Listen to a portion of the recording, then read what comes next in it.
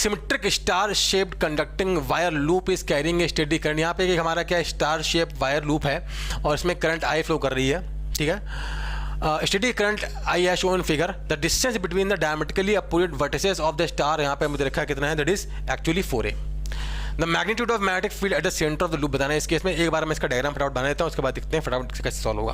इसका डायग्राम देखते हैं, पहले इसका मैं डायग्राम बना देता हूँ, ठीक है। तो देखो भाई, ये क्या है, हमारा स्टार शेप वायर लूप है और हमें बताना है यहाँ पे ये जो डॉटेड है उसमें यहाँ पे कोई वायर नहीं है। जो हमारा डार्क वाला पार्ट है वही हमारा क्या वायर है, ठीक है ना। ये हमारा डार्क वाला पार्ट है वायर है, जो टोटल वायर्स बने हुए हैं। हमसे बोला ये तो दूरी है कितनी है, हमें दे रखा है 4a के बराबर है।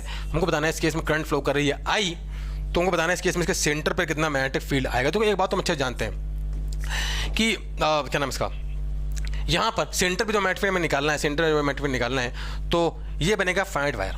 तो हमें क्या किसी भी एक वायर की वजह से मैग्नेटिक फील्ड निकाल लेंगे। तो हम जानते हैं, मान लेते हैं यहाँ पे वायर पकड़ लेते हैं, इस वाले वायर की वजह से ये करंट आई फ्लो करिए। तो फाइनाइट वायर की वजह से हमको निकालना है मैग्नेटिक फील्ड, और हम जानते हैं फाइनाइट वायर की वजह से कितना मैग्नेटिक फील्ड आता है, म्यू 4πi/d sin θ 1 + sin θ 2। तो हमें क्या चाहिए, बस हमें चाहिए इस केस में निकालना है मैग्नेटिक फील्ड कितनी होती है, μ0/4πi/d sin θ 1 + sin θ 2 होती है भाई। ये हमको बात समझ में आ गई। तो हमें क्या चाहिए, हमें निकालना है भाई क्या, किसी भी एक पार्ट के लिए d चाहिए, θ1 चाहिए, θ2 चाहिए, ठीक है ना। डायरेक्शन चेक कर लो। मान लो कोई पार्ट पकड़ लेते हैं, इस वाले पार्ट की वजह से जो मैग्नेटिक फील्ड आएगी, वायर पकड़ लिया, उंगलियां घुमा रहे हैं इस केस में किधर की तरफ, तो सेंटर की तरफ। तो इस केस में मैग्नेटिक फील्ड किधर आएगा, बाहर की तरफ। तो सारे पार्ट की वजह से मैग्नेटिक फील्ड किधर आएगा, बाहर की तरफ ही आएगा। तो सबकी वजह से मैग्नेटिक फील्ड जुड़ने वाला है। एक पार्ट की वजह से जो मैग्नेटिक फील्ड आएगा वही सारे जो 12 पार्ट्स हैं उनकी वजह से आने वाला है। हमें करना है क्या, बस एक सिंगल पार्ट की वजह से मैग्नेटिक फील्ड निकालना है, उसको 12 टाइम कर देना है, ठीक है। तो बस हमें क्या, उसमें भी क्या निकालना है, हमको d निकालना है, θ1 निकालना है, θ2 निकालना है, इतना ही करना है, बस क्वेश्चन खत्म।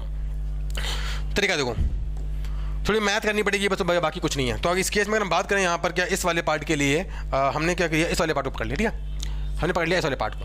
तो देखो हम इसको थोड़ा आगे बढ़ाते हैं, आगे बढ़ा रखा है, ड्रॉ करते हैं इस पर परपेंडिकुलर, ऐसे हमने ऐसे ड्रॉ किया परपेंडिकुलर, ठीक है। अब देखो कहानी क्या है यहाँ पर, प्रॉब्लम क्या है, हमको इस केस में ये दूरी पता नहीं है ना, ये दूरी पता नहीं, तो एक काम करता हूँ, हमें वैसे ही पता, ये तो पता है अपन को ये दूरी कितनी है, ये दूरी 4a दे रखी है, ये दूरी कितनी है 4a दे रखी है अपन को। तो मुझे पहले ये दूरी निकालनी पड़ेगी। ये दूरी कैसे निकाली, तरीका देखो भाई, इसका तरीका हम देखते हैं सिंपली। तो ये दूरी हमारी 4a है, मान लेते हैं जो ट्रायंगल है, ट्रायंगल की साइड कितनी r है, ट्रायंगल की जो साइड हो कितनी r, ठीक है। तो ये जो टोटल डिस्टेंस होगी हमारी, ये कितनी होगी, ये हमारी होगी √3r/2 होती है। ये टोटल होता है √3r/2 होता है ना, टोटल होता है √3r/2। ये होता है इसका 2/3, ये होता है इसका 2/3, ये दूरी होती है इसका 2/3, ये 2/3 हो गया। ये भी इसका 2/3, देखो ये भी तो उसका 2/3 है ना। तो ये हो गया √3r/2 टोटल डिस्टेंस होता है, ये होता है इसका 2/3, ये 1/3 होता है। बट ये यहाँ पे तो नीचे भी जो ट्रायंगल बना हुआ है, ये भी इसका 2/3 होगा। तो ये हो गया एक डिस्टेंस प्लस × 2 कर दो, ये टोटल डिस्टेंस, ये टोटल डिस्टेंस होगी इसके बराबर, दैट इज इक्वल टू कितना हमारा 4a है।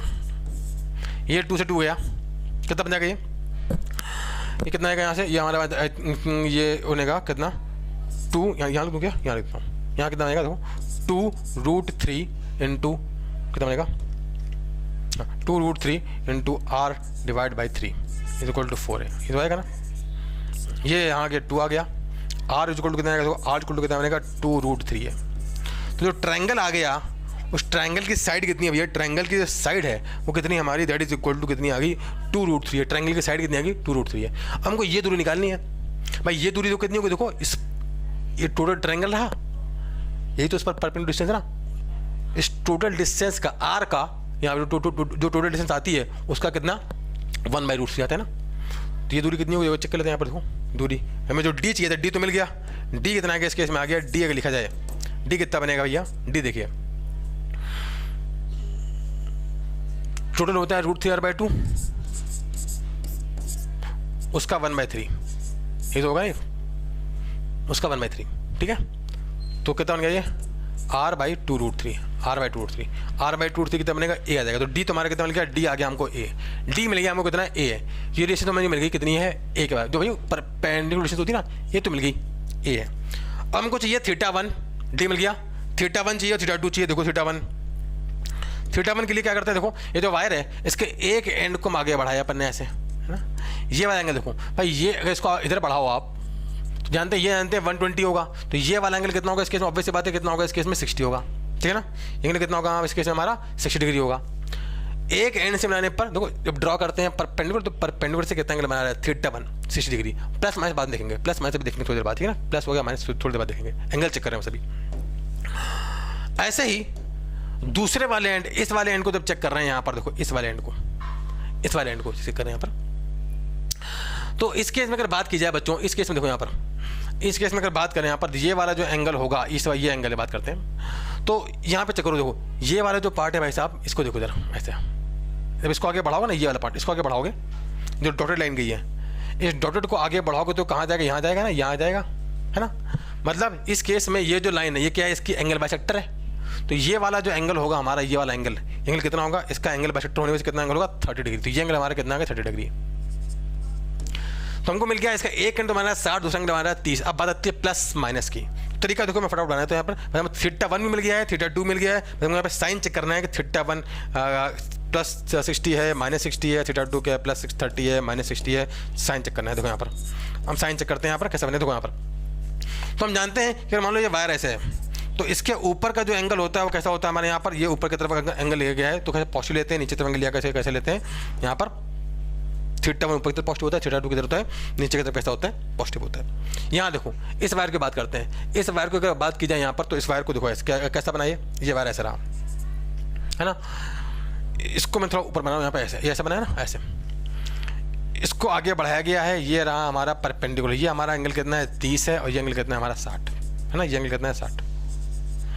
साफ से दे रहा है देखो, इसके एक एंड से नीचे की तरफ आओगे तो θ2 तो हमारा कितना है, तो 60 डिग्री है, साफ साफ दिख रहा है। तो ये तो हमारा कैसा रहेगा पॉजिटिव, वही परपेंडिकुलर से नीचे की तरफ। तो θ1 है वो कितना आएगा इस केस में हमारा -30। जैसे θ1 जो है, θ1 कितना बन जाएगा, उल्टा लिख दिया मैंने यहाँ पर, θ1 कितना बन जाएगा -30 है ना, θ1 कितना बन जाएगा -30। आप चाहें तो उसको θ30 के फॉर्म में भी लिख सकते हो, क्योंकि ना ऊपर की तरफ θ1 पॉजिटिव होगा ना, यहाँ पे किधर लिया अपन ने, नीचे की तरफ लिया ना, परपेंडिकुलर से नीचे की तरफ लिया है, ठीक है भाई। बस अब यहाँ पर वैल्यू खत्म। तो मैग्नेटिक फील्ड हमें लिखना है खत्म, हमको ये θ1 θ2 चाहिए था, देखो कहानी, बस आगे मैग्नेटिक फील्ड बी देखो क्या बनेगा, μ0/4 पाई I/A साइन 60 और साइन -30, ये आ गया एक की वजह से मैग्नेटिक फील्ड। ऐसे कितने होंगे 12 नेट मैग्नेटिक फील्ड है, नेट मैग्नेटिक फील्ड क्या बन गया, μ0/4 पाई I/A इंटू 12, साइन 60 बनेगा √3/2 -1/2, ठीक है भैया, 2 ले आओ, क्या बनेगा μ0/4 पाई I/A इंटू 6 √3 -1, ये आ गया नेट मैग्नेटिक फील्ड, ठीक है। किधर की तरफ आएगा इस केस में बात करें तो मैग्नेटिक किधर आएगा भैया, बाहर की तरफ आएगा। आंसर क्या बन जाएगा हमारे इस केस में, हमारा आंसर हमारा क्या बन जाएगा इस केस में, A will be our answer, ठीक है ना, सिंपल इधर आओ, क्या बन जाएगा, A will be our answer, μ0/4 pi I/A into 4 pi I/A into 6 √3 -1। Simply क्या करनी थी हमको यहाँ पे, मैथमेटिक्स करनी थी और कुछ नहीं करनी थी, बस हमें चेक करना था भैया कैसे हम यहाँ पे इस पार्ट को निकालेंगे। चलिए भाई नेक्स्ट देखते हैं। ये भी एक स्टैंडर्ड क्वेश्चन है, जे एडवांस 2017 में आया हुआ है, और इजी टू सॉल्व क्वेश्चन है। और ये अगर आपने ऐसे क्वेश्चन किया बहुत किए होंगे, ऑब्वियस सी बात है, जब आपने एस शर्मा की होगी, एरोडोफ की होगी, ऐसे बहुत क्वेश्चन किए होंगे, बहुत ही ये खतरा क्वेश्चन है। क्या बोला देखो यहाँ पर क्या बोला इस केस में, पहले पढ़ते हैं क्वेश्चन। 2017 में uniform magnetic field B exist in the region from x = 0 to x = 3r/2। यहाँ पर क्या है, ये x = 0 से लेकर क्या है, बना दे रहा हूँ मैं, x = 0 यहाँ पर है और x = 3r/2 तक एक मैग्नेटिक फील्ड करती है एग्जिस्ट। ये हमारा कितना है 3r/2 है, ठीक है ना, यहाँ मैग्नेटिक फील्ड करती है एग्जिस्ट, ठीक है, अच्छी बात है। रीजन 1 है, रीजन 2 है, रीजन 3 है, अच्छी बात है। और मैग्नेटिक फील्ड यहाँ किधर है, नीचे की तरफ है। नाउ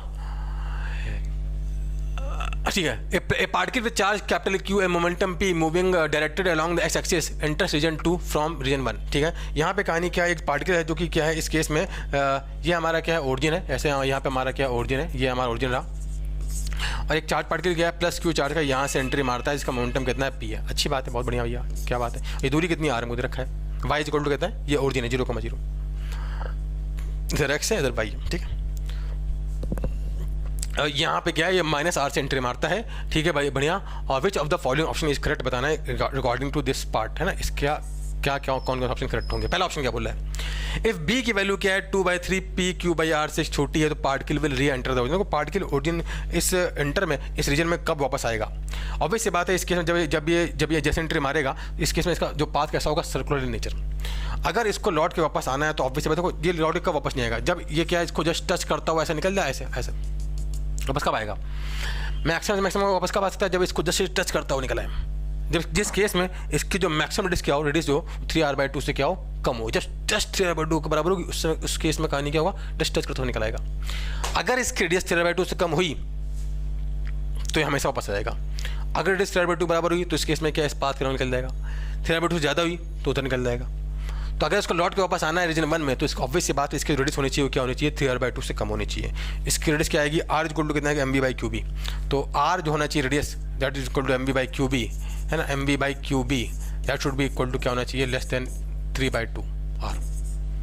ये क्या है, ये p के बराबर है, तो p/qb that should be less than 3/2r।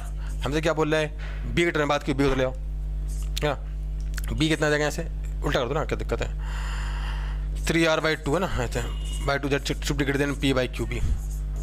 b को तो ले आओ, b कितना जाएगा, b should be greater than 2/3 p/qr। ये तो है ना, सही बात है भाई। आगे भाई क्या बोला है इस केस में, अगर भाई साहब को रीजन 1 में एंट्री मारना है तो ऑब्वियस सी बात है इसकी रेडियस क्या होनी चाहिए, 3/2r से छोटी होनी चाहिए, तभी रीजन 1 में आ पाएगा। और b क्या होना चाहिए, जब ऐसा होगा तभी रीजन 1 में, मतलब इसकी रेडियस 3/2 छोटी होगी। नेक्स्ट पार्ट क्या बोल रहा है, अगर b की वैल्यू किसके बराबर है, अगर b की वैल्यू किसके बराबर है, यहाँ पर हमारे जो b की वैल्यू है that is equal to what, 8/13 p/qr, then particle will enter the region 3 through the point P2। क्या बोल रहा है, अगर b की वैल्यू हमें देखिए यहाँ पे इस केस में, इस वैल्यू देखिए b की वैल्यू कितनी हो कि ये इस केस में कहानी क्या है, ये एंट्री मारे किस जोन में, किस जोन में एंट्री मारे भाई साहब, थर्ड वाले जोन में एंट्री मारे, लेकिन ये भी पॉइंट है कि कहाँ से होता जाए, इस पॉइंट P2 से होता हुआ निकल जाए। ठीक है, इस पॉइंट P2 से होता निकल जाए, तो कैसे देखो, जो कैसे जाएगा, पाथ देखते हैं इसका, पाथ तरीका देखो, यहाँ पर पॉइंट P2 है, ऐसे निकल जाए, ऐसे मूव करता हुआ ऐसे निकल जाए। तो हम जानते हैं यहाँ पे इसकी स्पीड अगर v है, यहाँ पे इसकी स्पीड v है, ऐसे स्पीड v रही, यहाँ पे इसकी स्पीड कितनी होगी, ऐसे v होगी। अब इस केस में जब इसका जब इस सर्कुलर पाथ मूव कर रहा है तो इस पर किधर फोर्स लगेगा, qv vector cross b, qv vector cross b force लगेगा। तो इस केस में इसका जो सेंटर होगा वो कहीं इस लाइन पर लाई करेगा, सेंटर कहीं इस लाइन पर लाई करेगा, इधर कहीं, है ना, यहाँ के लाई करेगा सेंटर, यहाँ के सेंटर होगा ओ क्या, ओ तो पहले मान रखा है, कोई नाम दे दो, c बोल दो, ठीक है ना। और जब इधर मूव कर रहा है तो इस पर फोर्स qv क्रॉस b, इस केस में सेंटर क्या होगा, इस लाइन के परपेंडिकुलर, तो सेंटर इधर कहीं आएगा, बढ़ाओ उसको, ये दोनों जहाँ कट करेंगे वहीं सेंटर होगा, यहाँ के सेंटर है, ठीक है भाई। अब अगर इसकी रेडियस कितनी है, स्मॉल r के बराबर है, तो ये दूरी तुम्हारी कितनी, स्मॉल r के बराबर है भाई, इसको टच करते निकल जा रहा है ना, रेडियस स्मॉल r है, ये भी तो स्मॉल r ही होगा। ये हो गया हमारा, हमें दे रखा है पहले, ये हमें दे रखा है पहले कि क्या किसके बराबर है, कैपिटल R के बराबर, तो ये दूरी कितनी आएगी, r - r। मतलब ये निकालनी है भाई कि कितनी इसकी रेडियस ऑफ मोशन हो जब ये इस पॉइंट P2 को टच करता हुआ निकल जाए, पॉइंट P2 से होता हुआ निकल जाए रीजन 3 में, और ये हमारा कितना 3/2 है। अगर आप इस ट्राइंगल को देखो, इस ट्राइंगल में ये हमारा हाइपोटेनस है, ये हमारा परपेंडिकुलर, ये बेस है, ठीक है ना। यहाँ से निकाल लो भैया r की वैल्यू कितना आएगा, तो यहाँ निकाल दें, इधर कर दें, कितना बन जाएगा, कितना बनेगा, r - कितना, स्मॉल ऑल r स्क्वायर क्या बनेगा, r - r का स्क्वायर प्लस 3r/2 का स्क्वायर, सही लिखा है ना, ऐसा दिख रही हो, ये बनेगा r स्क्वायर बन गया r square plus r square - 2 into small r into capital R plus 9r²/4। मैं ऐसे लिखिए, मैं तो दिख रहा है ना, क्या गया, ये इससे गया, ये इससे गया, ठीक है भैया, क्या बन गया 13, क्या होगा कालिया, इक्वल टू क्या है 13r²/4, r से r गया, तो स्मॉल r यहाँ से कितना आ गया, स्मॉल r इक्वल टू आ गया है 13r/8। स्मॉल r क्या है, इसकी रेडियस mv/qb, रेडियस कितनी आ गई यहाँ पर, mv/qb, that should be equal to mv/qb, that should be equal to होना चाहिए 13r/8, तब ये क्या होगा, पॉइंट P2 से होता हुआ निकल जाएगा। तो यहाँ से b कितना आ जाएगा, देखो b कितना हमारा p है, तो b इक्वल टू कितना आ जाएगा, तो ले आओ 8/13, ये लिखा है p/r इंटू नीचे q आ जाएगा। तो अगर b की वैल्यू क्या है, 8/13 p/r/q के बराबर हुई, तो इस केस में particle will enter region 3 through the point P2 on axis, सही बात है, स्टेटमेंट 2 इज ऑल्सो करेक्ट। बहुत बढ़िया, छा के गुरु, गर्दा उड़ा दिया। नेक्स्ट, व्हेन द पार्टिकल री enters reason 1 when the particle re-enter region 1 through the longest possible path in region 2, then the magnitude of change in the linear momentum between P1 and P2, P1 and the farthest point from the y-axis is P by root 2. दो क्या है, बकवास है, गलत लिखा है, सीधी बात है. ये कर दें, यहाँ देखो गलत है, तू सीधे गलत देखो. जब यहाँ से एंट्री मार रहा है, जब ये इस केस में यहाँ से एंट्री मार रहा है, जिस मोमेंटम से गया है P मोमेंटम से, अगर ये लौट के इसी रीजन 1 में आएगा तो ऑब्वियस बात जितने एंगल पे गया था उतने एंगल पे आएगा. जिस लार्जेस्ट पास जाएगा वही कौन सा होगा, लार्जेस्ट पास ये पाथ होगा. तो जितने मोमेंटम से गया था उतने मोमेंटम से आएगा. अब चेंज इन मोमेंटम क्या होगा, P final minus P initial कितना आएगा, 2P. ये बोल रहा है P बाई रूट 2, तो गलत है, ऑब्वियस बात है, स्टेटमेंट सी गलत है. कितना आएगा, 2P आएगा ना, P final minus P initial. गलत है क्योंकि जितने एंगल पे आता है उतने एंगल पे वापस आता है. फिर क्या बोल रहे हैं, for a fixed B, if B is fixed, particle of the same charge q and same velocity and the distance between the point P1 and the point of re-entry into region 1 is inversely proportional to the mass of the particle. देखो क्या बोल रहे हैं यहाँ पर. अगर ये कहाँ कर दें, ये कर दें क्या, चलो यहाँ सॉल्व करते हैं. ठीक है, यहाँ करते हैं सॉल्व, इसको इधर सॉल्व करते हैं. क्या बोल रहे हैं, for a fixed B, particle of same charge Q and same velocity V. ठीक है भाई, distance between the point P1 और यहाँ पे जो फर्स्ट पॉइंट आएगा, ये जो आएगा, ये जो फर्स्ट पॉइंट इसकी बात कर रहा है ना, ये डिस्टेंस और ये जो आएगा. ठीक है, ये टोटल दूरी मैं मान लेता हूँ यहाँ पे कितनी है, R के बराबर है. ऑब्वियस सी बात है, टोटल दूरी क्या होगी, रेडियस के बराबर होगी ना. टोटल दूरी जो आएगी वो क्या होगी, हमारी डिस्टेंस बिटवीन पॉइंट P1 और फर्स्ट पॉइंट क्या होगी, हमारी 2R के बराबर होगी. यह हो गया सेंटर, यहाँ के बीच में सेंटर लाई करेगा, यह आएगा R, ये R, तो ये बनेगा 2R radius is equal to कितना आएगा, mv by QB. Total distance is inversely proportional to mass of particle. Total distance आप बताओ किसके मास के प्रोपोर्शनल है कि इनवर्सली प्रोपोर्शनल है, मास के प्रोपोर्शनल है ना. R वैसे भी क्या आएगा, mv बाई QB 2 टाइम्स आएगा ना, 2 टाइम्स. टोटल डिस्टेंस क्या बनेगा, D, ये R प्लस R 2R बन जाएगा ना. टोटल डिस्टेंस क्या आएगी, 2mv बाई QB आएगी. तो टोटल डिस्टेंस जो है that is proportional to what, mass. तो D भी गलत है. क्या बनेगा इसका करेक्ट आंसर, A और B बन जाएगा. सिंपल. ठीक है भैया, सिंपल क्वेश्चन था, कुछ नहीं करना था, एक स्टैंडर्ड क्वेश्चन है जो कि आराम से कह सकता है. ठीक है, सिंपल क्वेश्चन था, स्टैंडर्ड क्वेश्चन था, आसानी से कर सकते हैं. चलिए बढ़ते हैं नेक्स्ट क्वेश्चन पे.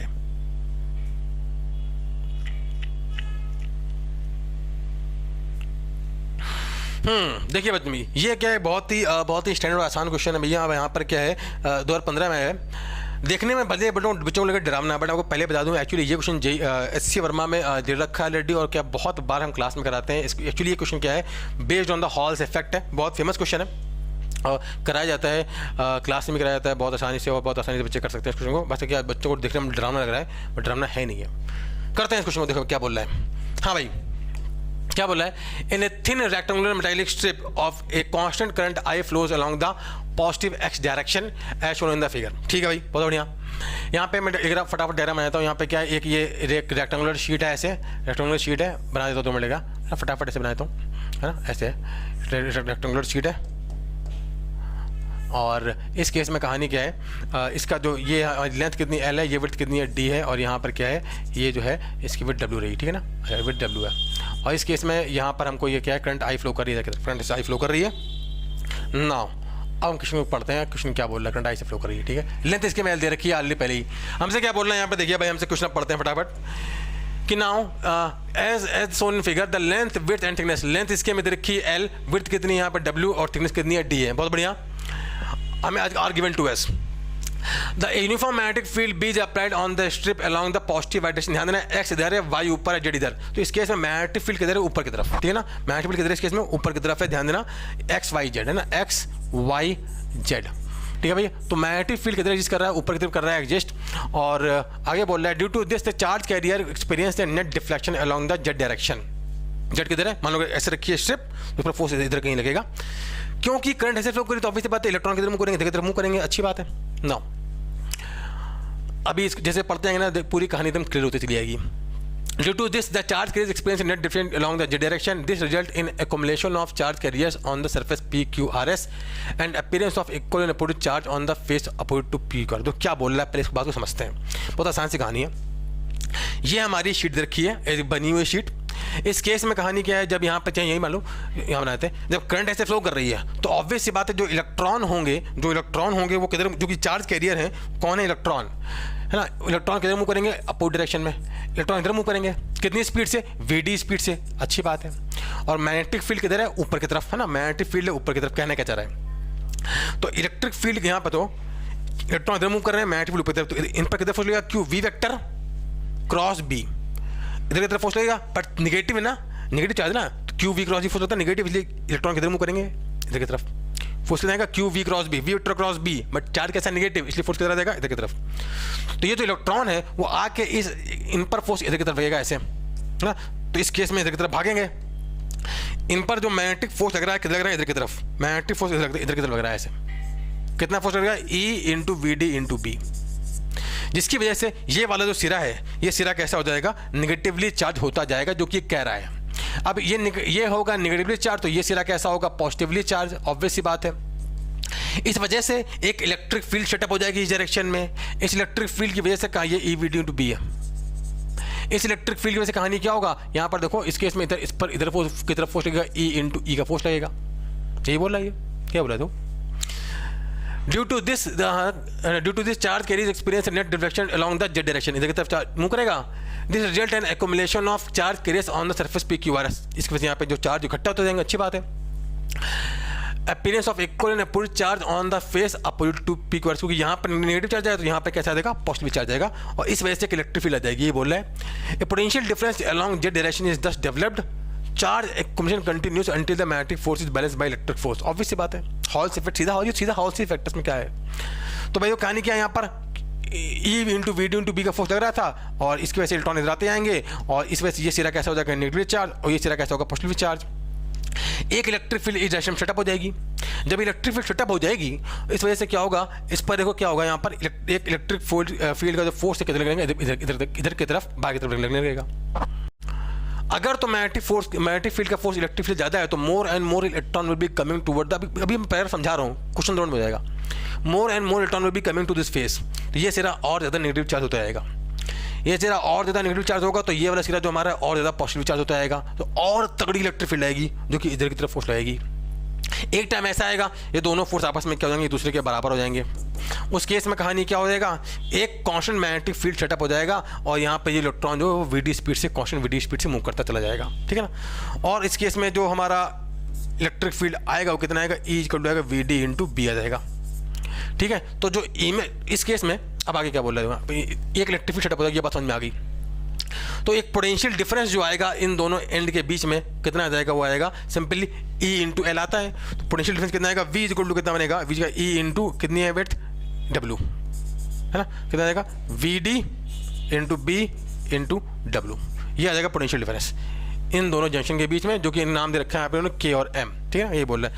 The charge accumulation continues until the magnetic force is balanced by the electric force, the current is assumed to be uniformly distributed on the cross section of the strip cut by electron. कहानी इतनी कहानी है, कोई बकवास के रखा है, ठीक है। अब देखो क्या बोल रहे हैं कि पूरी कहानी पढ़ते हैं, कहानी समझ में आ गई, डायग्राम।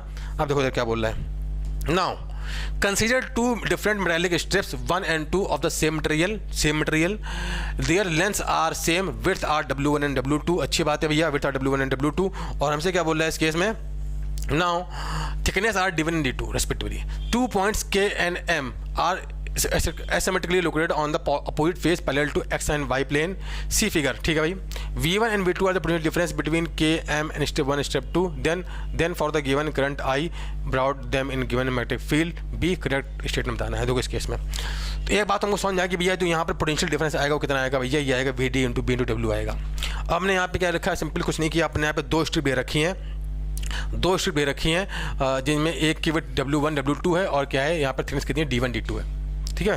तो इस केस में अगर देखा जाए तो देखो भैया बताओ मेरे को, जो मैग्नेटिक फील्ड है, जो पोटेंशियल डिफरेंस आएगा कितना आएगा, वी डी तो क्या है, वी डी जो हमारा क्या है, ड्रिफ्ट वेलोसिटी, तो वी डी अगर लिखा जाए, ये पुरस्कार है कितना, आई इक्वल टू आता है n e A v d आता है, n e A v d, current ऐसे फ्लो कर रही है, एरिया ऑफ क्रॉस सेक्शन क्या बनेगा, देखो डी इंटू डब्ल्यू बनेगा, तो जो हमारी करंट आएगी यहाँ पर वी डी लिखा जाए, आई इक्वल टू क्या बनेगा, एन ई ए कितना है हमारा, डब्ल्यू इंटू डी, डब्ल्यू into D into v d. तो यहाँ से अगर वी डी लिखा जाए तो वी डी क्या बनेगा, देखो बेटा वी डी जो आ जाएगा I by N E W into D आ जाएगा, N E W into D, ये आ जाएगा, उसको उठा के चिपकाओ। तो पोटेंशियल डिफरेंस कितना आएगा, I by N E W into D into B into W, W W गया, तो पोटेंशियल डिफरेंस कितना आएगा, I into B by N E D, ये आएगा पोटेंशियल डिफरेंस, है ना, in terms of I B N N E N D. अब हमसे देखो यहाँ पे इन्होंने क्या बोला है भैया, हमने दो स्ट्रिप ले रखी हैं जिनके लिए W1 विड्थ है, W1 और W2 अलग अलग विड्थ है, D1 D2 विड्थ है, सॉरी जो है मतलब जो भी है डेप्थ है, जो भी है हाइट है, जो भी है ना। तो इस केस में करंट आई फ्लो कर रही है, तो बताओ यहाँ पर क्या होगा पोटेंशियल डिफरेंस। देखो V1 क्या आएगा बताओ मेरे को, आप खुद ही बताओ V1 क्या आएगा, मैं यहाँ लिखूँगा V1, V1 क्या आएगा, देखो यहाँ लिखना V1 क्या बनेगा, V1 आएगा हमारा कितना, I into B by N E D one, ये तो आएगा ना। ऐसे V2 क्या बनेगा, I into B divide by N E D two, ठीक है। हमसे क्या बोल रहा है, W1 W2 बदलते आओ, अलग कहानी बोला है। देखो अगर W1 से होते हैं वैसे भी कोई लेना देना नहीं है, अगर मानो W1 W2 के बराबर है, ऑप्शन चेक करते ना, W1 W2 के बराबर है तो इससे तो फर्क ऐसे पड़ेगा नहीं, तो इससे कोई फर्क पड़ेगा नहीं। And D1 is equal to D2, तो यहाँ पे देखो इस केस में चेक करते हैं, D1 जब D1 कितना बनेगा, I into B by N E D one आएगा, और D1 किसके बराबर है, 2D2 के बराबर है। V2 भी लिख देता हूँ, V2 कितना है हमारा, I into B by N E D two आ गया। D1 कितना है हमारा, 2D2 बराबर, तो यहाँ के लिखोगे 2 टाइम्स ऑफ D2, यहाँ के लिखोगे 2 टाइम्स ऑफ D2, यहाँ के लिखो हटाओ हट 2 times of D2, 2 times of D2 आएगा। तो यहाँ तो क्या, यहाँ से क्या आएगा, V1 V2 में से पूछा क्या रिलेशन होगा, V1 इज इक्वल टू कितना आ गया, ये क्या लिखा है V2 बाई 2, तो यहाँ से V2 कितना आएगा 2E1 आएगा सिंपल। V2 इक्वल टू क्या है 2, तो हमारा ये शेप में कैसा सर सही है। D1 अगर किसके बराबर है 2D2 के बराबर है, तो V2 इक्वल टू कितना है हमारा 2E1, सही है। ऐसे क्या बोलोगे यहाँ पर, W1 W2 बराबर है, D1 D2 बराबर, तो V1 D2 बराबर होंगे, गलत आ रहा है, ये आ रहा है, तो वैसे भी गलत है। फिर क्या बोल रहा है, W1 W2 2 times of W2 के बराबर, तो वैसे भी इनका कोई लेना देना है नहीं, क्योंकि देखो यहाँ पर V1 और V2 में इसमें W का रोल नहीं आ रहा। और D1 D2 आपस में बराबर हैं, अगर दोनों आपस में बराबर होंगे, D1 D2 बराबर होंगे, तो V1 V2 भी बराबर हो जाएंगे। अगर क्या है इस केस में देखो W1 से कोई लेना देना है नहीं, अगर D1 D2 बराबर होंगे, D1 D2 बराबर होंगे, तो इस केस में V1 और V2 आपस में किसके बराबर होंगे, V1। अगर D1 is equal to D2 हो जाए, है ना, तो इस केस में कहानी क्या हो जाएगा, V1 इज इक्वल टू कितना आएगा, V2 आ जाएगा, साफ साफ। तो ये भी हमारा क्या है, ये बन जाएगा करेक्ट, ठीक है। तो इस वाले का आंसर क्या बनेगा हमारा, A करेक्ट है और D करेक्ट है।